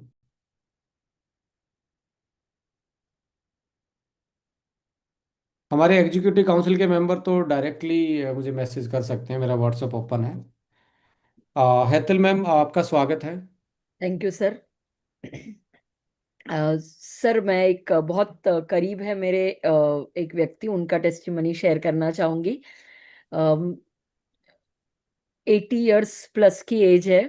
9 सितंबर के करीब डिटेक्शन, ब्रेस्ट कैंसर, और स्प्रेड हो चुका था, काफी स्प्रेड हो चुका था। तो एज और वजन 38 kg था। तो वैसे ही unfit for surgery, unfit for chemo, unfit for radiation. और वही अच्छी चीज हो गई कि हमने उनको A9 ऑन्को दिन की 6 कैप्सूल कैलमैग, SBTC 30-30 ml और लिवोवन ऐड किया था। सर एग्जैक्ट 9 दिसंबर को उनके ऑन्कोलॉजिस्ट ने उनको दोबारा देखा, और विद इन 3 मंथ्स वो जो गांठ थी ना सर, वो पूरी बोलते हैं ना 50% से ज्यादा गल चुकी है। वो खुद सर्जन ने बताया। और पेशेंट इज फिट, उनका वजन 2.5 किलो के करीब बढ़ा हुआ है, एपिटाइट इम्प्रूव हुआ है, और वो अपना रूटीन जिंदगी जी पा रहे जैसे वो पहले जी रहे थे। थोड़े दिन तक डिटेक्शन के वक्त वो डिस्टर्ब थे, बट बाद में वो रूटीन की अपनी जिंदगी बहुत अच्छे से नॉर्मली जी पा रहे हैं। और वाह। बहुत अच्छा। देखिए, कैंसर के केस में ये बोला जाता है, यदि किसी पेशेंट का वजन गिर रहा है और आपने बढ़ा दिया, तो इसका मतलब यही है कि वो रिकवरी की तरफ आप लेके गए हैं, क्योंकि आपने अगेंस्ट उसके जाके काम किया, तभी बॉडी ने अपना वेट बढ़ाया। तो ऐसे में ये भी एक साइन होता है रिकवरी का, कि किसी का पेशेंट का वेट गिर रहा था, आपने बढ़वा दिया अपने, यानी कि आपके लाइन ऑफ प्रोडक्ट जो आप दे रहे हैं उससे यदि वो वेट गेन कर पा रहा दोबारा से, इसका मतलब है वो कैंसर पे आप कंट्रोल कर पा रहे हैं। हाँ हाँ। और सर फाइबर ऐड किया था और हाई फाइबर फूड ऐड किया था। फूड पे भी उनके वर्क किया था बहुत अच्छा। मीन्स सर वो उम्मीद भी नहीं थी कि इतना क्विक रिजल्ट मिलेगा। सर ये तो जो मैं मॉनिटर कर रही हूँ वो बता रही हूँ, बाकी टीम में तो सर हर दिन हमारे पास रिजल्ट कोई ना कोई अलग अलग लोकेशन से आ ही रहा है।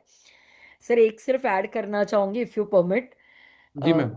A9 ऑन्को सर हमें कैंसर में तो बहुत अच्छा रिजल्ट दे रहा है, बट उसके अलावा कोई भी डीप घाव हो, कोई भी सोराइसिस हो, सर हमें उसमें 100% रिजल्ट मिल रहा है। सोराइसिस तो ऐसा है कि लोग कहते इसको ठीक करके बताओगे, इसको ठीक करके बताओगे, तो हम कहते भाई हाँ इसी को ठीक करके बताएंगे। एंड लिटरली सर हमें महीने 1.5 महीने में सोराइसिस गायब होता हुआ नजर आ जाता है। इतने अच्छे रिजल्ट है। परसों ही सर एक मीटिंग में पेशेंट आए थे, वो शेयर करने के लिए आए थे केवल कि देखो मुझे इतना अच्छा फर्क मिला है। मीन्स वो डॉक्टर को बोले थे कि मैं आऊंगा, आप मैं बताऊंगा लोगों को। तो sir A9 onco is magic. Right ma'am, यानी कि इम्यूनोमोडुलेटर और इम्यून सिस्टम को ऑप्टिमाइज करने में भी हेल्प करता है, जो कि हमने डिस्कस भी किया एंटी इन्फ्लामेटरी एंटी ऑक्सीडेंट के रूप में। तो लाइक इसीलिए वो सोराइसिस जैसी कंडीशन को भी हील कर पा रहा है। Thank you so much Hetal ma'am. हमारे साथ एक पेशेंट भी है जो खुद रिकवर किए हैं। मैं चाहूँगा उनको इनवाइट करना। आर्धेंदु कुंडू सर, यदि मैं आपका नाम सही से प्रोनाउंस नहीं कर पा रहा हूँ तो माफ़ी दीजिए। आपका स्वागत है सर। नहीं नहीं सर, कोई, हाँ हाँ सर, कोई बात नहीं। सुनाई दे रहा है सर? जी सर। हाँ, मेरा नाम अर्धेंदु कुंडू है। आप मेरा अपनी हिंदी वीडियो ऑन कर सकते हैं क्या? रुकिए, वीडियो को से ऑन करो।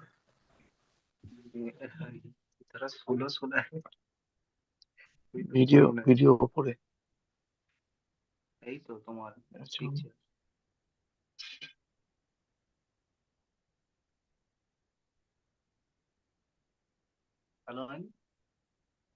जी सर। आ, सर, सर सर नमस्ते सर। जी नमस्ते। हाँ हाँ। आ, 2-3 दिन पहले आपसे मैं मिला। आपने शायद देखा नहीं मेरे को, वो कलकत्ता के प्रोग्राम में, शोल प्रोग्राम में नहीं, मुझे मैं था अभी उधर। थोड़ा सा फेस याद आ रहा है। हाँ यस हाँ हाँ। प्लीज प्लीज कुंडू साहब, आप तो बताएं क्या आपको क्या। हाँ, जी। तो मैं तो मेरा मदर लैंग्वेज बंगाली है। फिर भी मैं कोशिश करूंगा हिंदी में बोलने के लिए। मेरा हिंदी थोड़ा टूटा फूटा सा है, तो मैनेज कर लीजिएगा सर। जी सर। तो मुझे मैं यूरानली ब्लैडर कैंसर का पेशेंट हूँ मैं खुद। तो मुझे 2024 जनवरी 5 को मेरा ऑपरेशन हुआ था कलकत्ता में। तो उसके ऑपरेशन के एक एक हफ्ते बाद मालूम चला मेरे को कैंसर है। तो फिर वापस टाटा में गया मेरे मार्च में। तो उधर 6 महीना मैं उधर रहा, और उधर फिर से उन्होंने सर्जरी किया। तो उधर आके बोला कि लाइफ टाइम के लिए आपको चेकअप में रहना पड़ेगा, ट्रीटमेंट करना पड़ेगा। तो मुझे बीसीजी दिया गया था, बीसीजी, यूरानरी ब्लैडर कैंसर जो होता है यस। उसका बीसीजी। तो बीसीजी मुझे 27 लेने को लिए बोला था। तो बीसीजी में जब जब लिया था तो तब तब मेरे को खून आ रहा था, और पेशाब से खून आ रहा था, और बहुत बहुत तकलीफ हो रहा था। तो मैंने जीने के लिए सोचा ये तकलीफ मेरे को सहन करना पड़ेगा। तो मैं सहन करता चला गया, और 14 इंजेक्शन के बाद मुझे इतना प्रॉब्लम हुआ कि इतना साइड इफेक्ट हुआ, डॉक्टर ने बोला जे तुम मत लो, इंजेक्शन के लिए तुम मर जाओगे, तुम अभी मत लो, इतना तकलीफ में मत लो। तो मैंने लेना छोड़ दिया। मैंने बोला क्या इसका और कोई सोल्यूशन और ट्रीटमेंट है? उन्होंने बोला नहीं है, अभी आप चेकअप करो। तो तब मेरा रिपोर्ट नेगेटिव था, मगर मेरे को बहुत प्रॉब्लम हो रहा था, बहुत प्रॉब्लम हो रहा था। तो फिर मुझे एस्टोनिया का वो अभिजीत दत्त से मिला, अरिजीत दत्त से मिला। तो उन्होंने सारा मैम से मिला, तो उन्होंने मेरे को ये योंग फ्यूएल और A9 ऑन्को दिया मेरे को।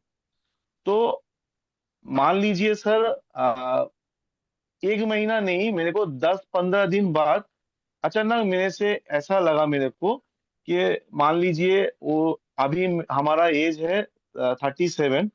तो मुझे लगा मैं 20 में पहुंच गया, और मेरे में एक आलादा रिएक्शन हो रहा था कि मेरा मेरा इम्यूनिटी पावर बूस्ट हो रहा था। मुझे नेगेटिव जो थॉट आ रहे थे वो आस्ते आस्ते थोड़ा थोड़ा घट रहा था।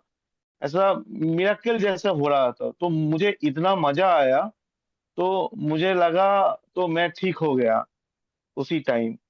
तो आज 3 या 4 महीना हो रहा है मेरे योंग 12 और ऑन्को ए9 ले रहा हूँ। और अभी जब मैं 3 महीना अंतर टाटा में जाता हूँ और चेकअप भी करता हूँ, इसलिए करता हूँ कि मुझे देखना है कि मेरा रिजल्ट कैसा आ रहा है। तो टाटा में अभी सितंबर को मैं जब गया, तो उधर जाने के बाद डॉक्टर ने मुझे बोला कि आपका इतना बढ़िया रिजल्ट जो पहले रिजल्ट था उसके भी ये जो रिजल्ट है वो बहुत बढ़िया है। आपका जो वो ब्लैडर था उसमें जो प्रॉब्लम था, कुछ कुछ प्रॉब्लम नेगेटिव था, कैंसर नेगेटिव था, मगर जो प्रॉब्लम था थोड़ा बहुत वो अब कुछ नहीं है। और डॉक्टर ने बोला आपका डबल ओके। तो मैं तो खुशी खुशी चला आया। तो मैं एस्टोनिया में आके खुश हूँ, मगर मेरा मुझे बिजनेस बिजनेस के लिए मुझे कोई ये नहीं था कि बिजनेस करना है।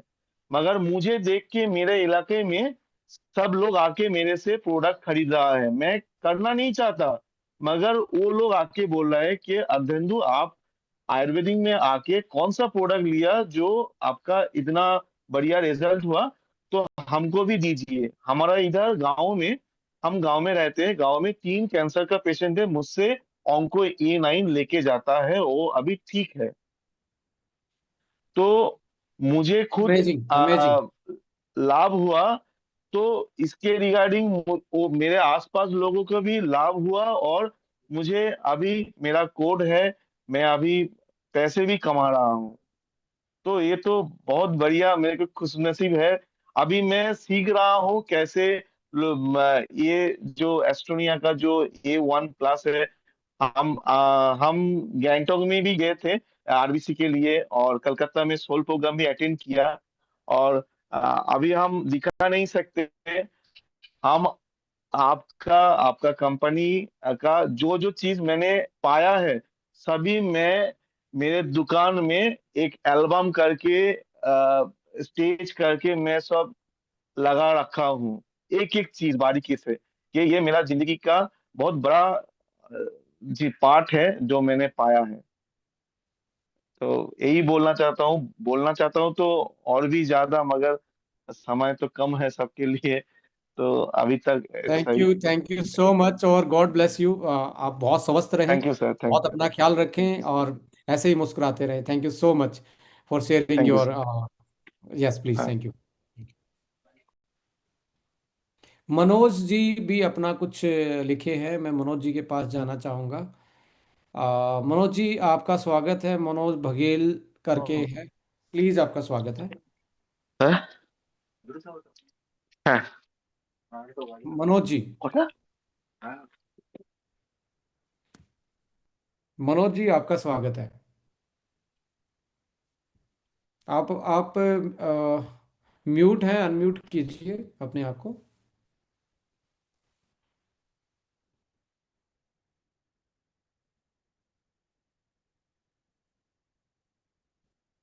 मनोज सर आप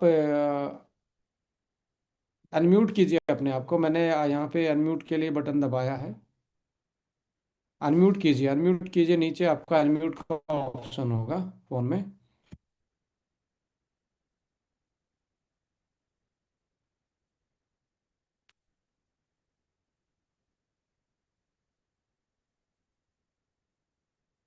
मनोज सर आपने ओरल कैंसर में अमेजिंग रिजल्ट करके लिखा था, तो मैंने आपको यहाँ पे सोचा हम सुन पाएंगे, बट आप अपना यदि ऑन नहीं कर पाएंगे।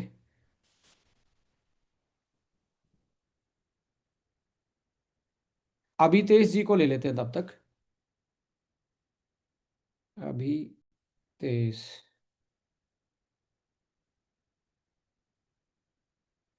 अभी अभितेश पोरवाल जी को, अभितेश पोरवाल जी आपका स्वागत है। क्या बताना चाहेंगे आप?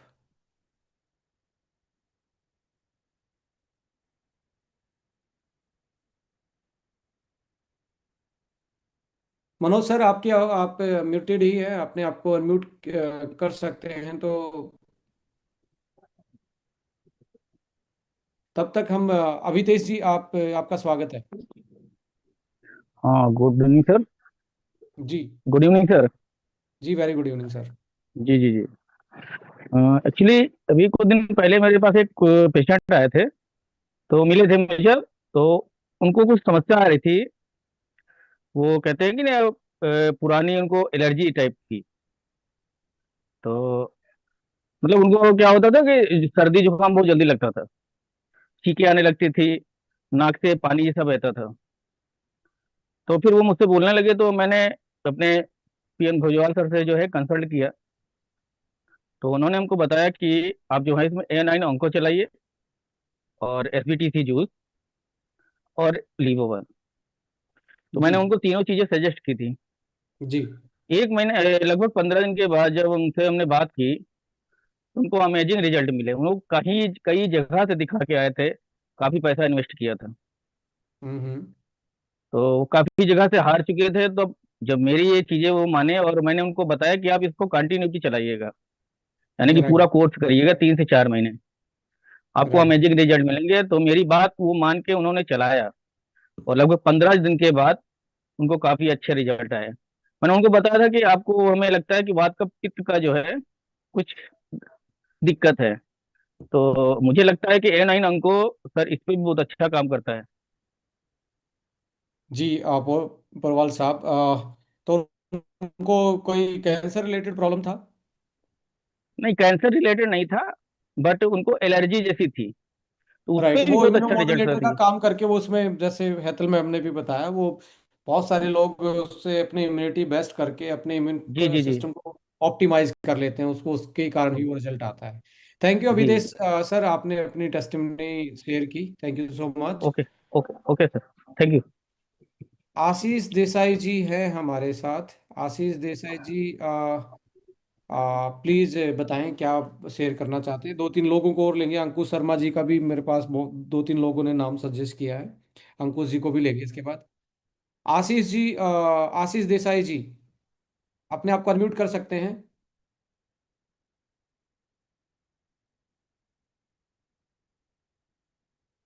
आशीष देसाई जी, आपने मैसेज लिखा है, यदि आप अपने आप को अनम्यूट कर सकते हैं तो जरूर हम आपसे सुनना चाहेंगे।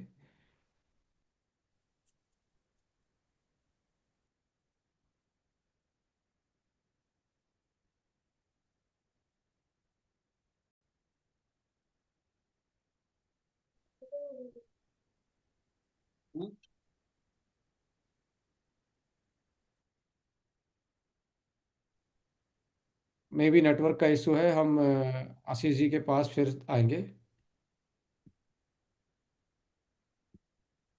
अंकुश जी के पास मैं जाना चाहूँगा। अंकुश शर्मा जी, आपका स्वागत है। नमस्कार सर। मेरा जी नाम अंकुश नमस्ते शर्मा है, और मैं जम्मू का हूँ sir. Sir, sir. Basically A9 अंकों का, जैसे आपने A9 अंकों के ऊपर टॉपिक में बताया है, तो A9 अंकों का मेरा खुद का एक्सपीरियंस है। एक्चुअली मुझे पिछले 3-4 साल से ना, मौसम जैसे ही चेंज होता मुझे छिंके आती थी। और सुबह और शाम कुछ भी, अगर मैं शाम शाम को कोई भी अगर फ्रिज से चीज खा लूँ तो मेरे को छिंके बहुत ज्यादा आती थी। बट मैं लास्ट कुछ कंपनी के प्रोडक्ट यूज कर रहा था, बट थोड़ा सा मुझे होता था। बट इस साल मुझे, मैंने खुद कुछ कंपनियों के प्रोडक्ट खाए जो खा रहा था, बट उसमें मुझे रिजल्ट नहीं आए थे। फिर मैंने सुनील सर से बात की, तो सुनील सर ने बोला कि A9 को यूज करो। तो सर मैंने A9 को ऑलमोस्ट 10 डेज ही यूज किया था, दो सुबह दो शाम सर ने मुझे बोला। और आप मानोगे, आज ऑलमोस्ट मुझे 1 मंथ से ऊपर हो गए हैं। तब से मुझे शिंके भूल ही गई कि शिंके कोई चीज होती भी है। तो वो चीजें मैंने जो खुद को फील किया, वही मैंने अपनी टीम को भी प्रमोट किया है। तो मेरे पास काफी अच्छे रिजल्ट टीम के आ रहे हैं कि बहुत अच्छा प्रोडक्ट। अभी मेरे पास एक कैंसर का पेशेंट है, उनको मैंने स्टार्ट करवाया, स्टेज 1 में है वो। SBDC जूस है, A9 ओंको है, कलमैकडी है, और क्रिल 1 भी दिया हमने उनको। बट अभी वो बेसिकली एक चीज पूछनी थी कि वो कीमो करवा रहे थे, तो वो कह रहे थे मेरी कीमो खत्म होगी उसके बाद मैं स्टार्ट करूंगा। क्या उसको कीमो के साथ दे सकते हैं हम?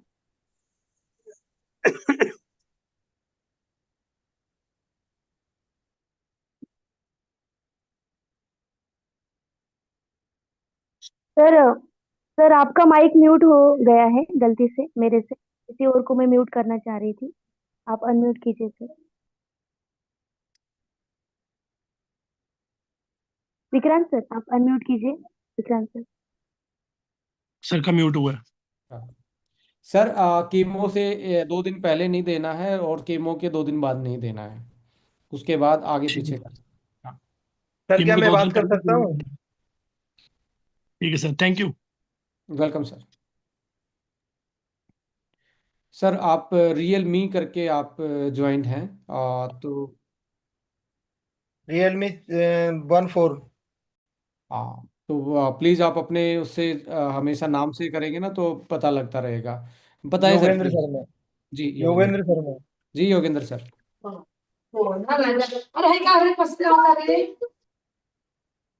हेलो। जी सर, शेयर कीजिए अपनी बात। सर क्या है कि मैं नई ज्वाइनिंग की है अभी। हेलो। मैंने कोई अभी ए नाइन आपके ओंको के ए9 ओंको के बारे में बताना पाएंगे? क्या है कि मेरा दूसरा दिन है आपका। तो मेरे क्या है अभी एक्सीडेंट हुआ था।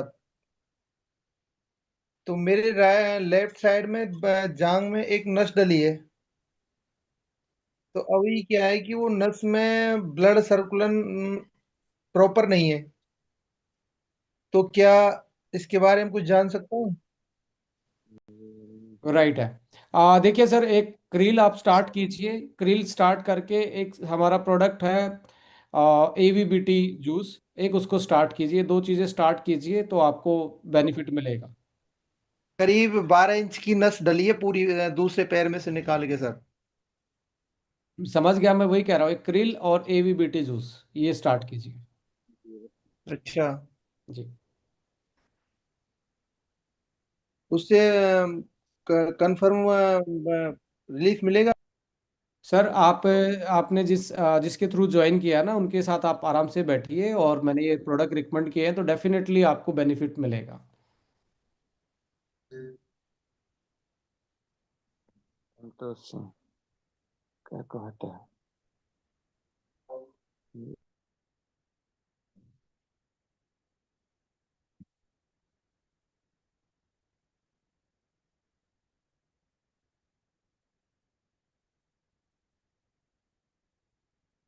सो कार्तिकेय जी और मेरे साथ कनेक्टेड हैं।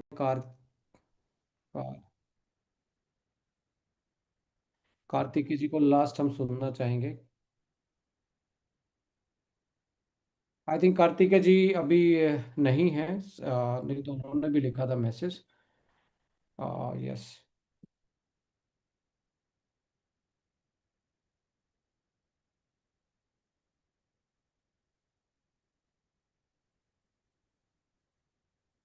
Right. So thank you so much. आप लोगों ने मैंने रैंडमली ऐसे जानने की कोशिश की, क्योंकि ये कोई प्री प्लान नहीं होता किसको रिजल्ट आया किसको नहीं आया। जो अपना बात शेयर करना चाहता है, क्योंकि हम साइंटिफिकली चीज़ों को प्लान करते हैं, चाहे वो प्रोडक्ट है, फॉर्मुलेशन है, या ट्रेनिंग डिजाइन है हमारी, ये सारी एविडेंस के बेस पे हैं, साइंस के बेस पे हैं। इसलिए कॉन्फिडेंस रहता है कि हम जो भी चीज़ें डिलीवर कर रहे हैं वो कहीं ना कहीं लोगों की ज़िंदगी में एक वैल्यू एडिशन का काम कर रही हैं। वो लोगों की ज़िंदगी में एक आशा की किरण लेके आ रही हैं। और आज के टाइम पे जहाँ लाइफस्टाइल डिसऑर्डर में कोई भी ऐसी ऑथेंटिक दवाई नहीं है फार्मा में जो हमारी इन बीमारियों को जड़ से खत्म कर पाए या कोज रूट पे काम करे, तो हम एक हर्बो न्यूट्रीजेनिक्स के रूप में एक उम्मीद है, एक आशा की किरण है। एक मुझे लगता है कि हम एक होलिस्टिक वेलनेस हैं। यदि हम सही तरीके से अपनी लाइफ में नेचुरल मेडिसिन को ऐड कर लें, लाइक सनलाइट है, अर्थिंग है, फास्टिंग है, टाइम है, डाइट एंड न्यूट्रिशन है, और साथ में हर्बो न्यूट्रीजेनिक्स, और अच्छे से समाज के साथ घुल मिल के रहें, तो इन बीमारियों से हम लड़ सकते हैं। यदि हो गई है तो इनसे फाइट करके वापस से हम नॉर्मल जिंदगी जी सकते हैं। Thank you so much. जय हिंद, जय Bharat. Thank you so much for joining us.